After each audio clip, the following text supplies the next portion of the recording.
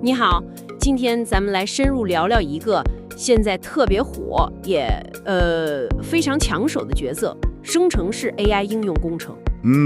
你可能也感觉到了，就是他们借助 AI 的力量，真的能以惊人的速度做出更强大的应用。是的，这个角色确实是炙手可热。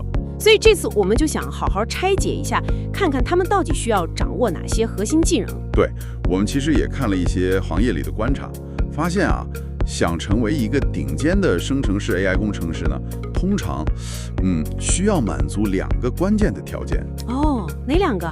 而且还得加上一些重要的软数值。这可不是就是说光会写代码那么简单了。行，那咱们先从第一个核心能力说起。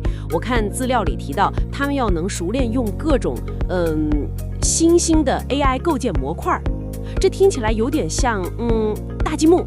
哈哈，这个比喻挺形象的。你想想，如果你只会调用一个 API， 那就好像手里只有一种积木，能做的东西很有限，对吧？是这个道理。但如果你掌握了好几种积木，比如说那个提示工程，这个肯定得会，还有智能体框架、评估、护栏，防止 AI 乱说的那个。对，就是那个意思。还有 RAG， 这个现在也特别重要，就是简设增强生成RAG 这个我知道，能让 AI 用最新的外部信息。没错，还有像向量数据库，这个对高效查找向下很关键。还有语音站、异步编程、数据提取、模型微调，甚至还有图数据库跟大模型的结合。哇，这么多积木。是啊，还有像智能体浏览网页、用电脑、MCP 推理模型等等，而且这些模块还在不断增加，所以持续学习就变得特别重要。你看，就算是1-2年前的技术，像评估技术向量数据库框架呀，现在也还是很有价值的。明白了，所以掌握这些不断更新的积木是基本功。那第2个核心能力呢？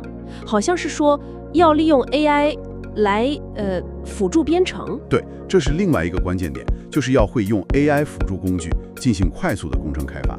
这个我体会很深，像 GitHub Copilot 确实能提效不少。是的，而且我们现在已经从 Copilot 走到了更智能的 AI 编程助手了，比如像 OpenAI Codex， 还有 Anthropic 的 Cloud Code， 这些工具真的能极大提升编码效率。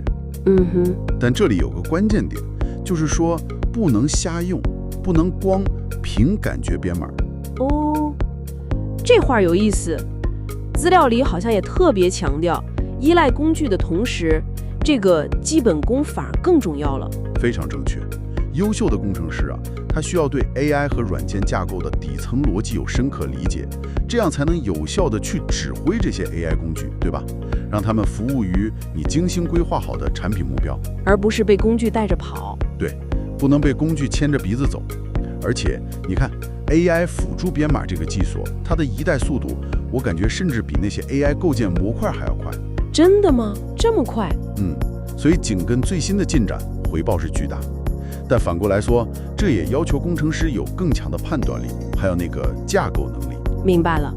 所以技术层面既要懂最新的 AI 模块，又要特别会用 AI 辅助编程，同时自己的基础还得特别扎实。没错。那除了这些硬核的技术能力，我注意到资料里还提到了一个东西，叫产品思维。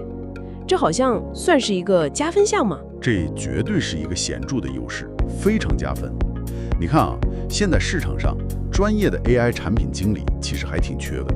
确实。那如果工程师自己他本身就具备不错的用户同理心，还有一些基本的产品设计直觉，能根据一个比较高层级的目标，比如说老板说，去做一个让用户能看自己资料还能改密码的界面，他就能自己琢磨琢磨，快速的拿出个原型来。那团队效率肯定高多了。对啊，那整个团队的推进速度就会快非常多，这能在很大程度上弥补产品决策上可能存在的短板。有道理。那么如果我们是面试官，想要在面试中识别出这样的人才，应该重点关注什么呢？除了考察刚才说的那些基础掌握程度。技术考察肯定是基础，这个没得说。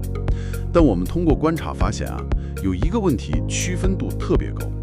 是什么问题？就是问他你是怎么跟上人工智能最新进展的。就这么个问题，听起来好像挺简单的，为什么说它特别有预测性呢？因为你想想 ，AI 这个领域发展实在太快了，日新月异。这个问题啊，其实能一下子揭示出候选人的学习策略怎么样，他获取信息的质量高不高。有点意思。那些能够很清晰地讲出来自己是怎么通过，比如说阅读深度的研究报告啊，参加一些高质量的短期课程啊，或者定期动手做项目啊，并且还有一个能交流的技术社群。这样的人啊，通常就比那些主要靠刷社交媒体、看点碎片信息的人，更能保持长期的竞争力。因为后者获取的信息往往缺乏深度，很难真正跟上技术的浪潮。我明白了，就是说学习方法和信息渠道直接反映了他的潜力。可以这么理解。好，那我们来总结一下。所以，一个顶尖的生成式 AI 工程师，他不仅仅是个技术大牛，要掌握那些不断变化的 AI 构建模块，还要精通那些日新月异的 AI 辅助编码技术。对，并且还需要有那么点产品的感觉和嗅觉。但这里面最关键的，可能还是他得有一套持续学习、主动跟进业界前沿的有效的策略和习惯。正是如此，这其实也引出了我们最后想留给你思考的一个问题。请说。考虑到这个 AI 辅助编码工具的迭代速度真的非常快，那对你或者说对你的团队而言，下一步优先去深入研究并且尝试哪一项具体的 AI 辅助编码新技术或者新工具，才最有可能显著提升你们的构建效率和最终的应用能力呢？这确实是个值得思考的好问题。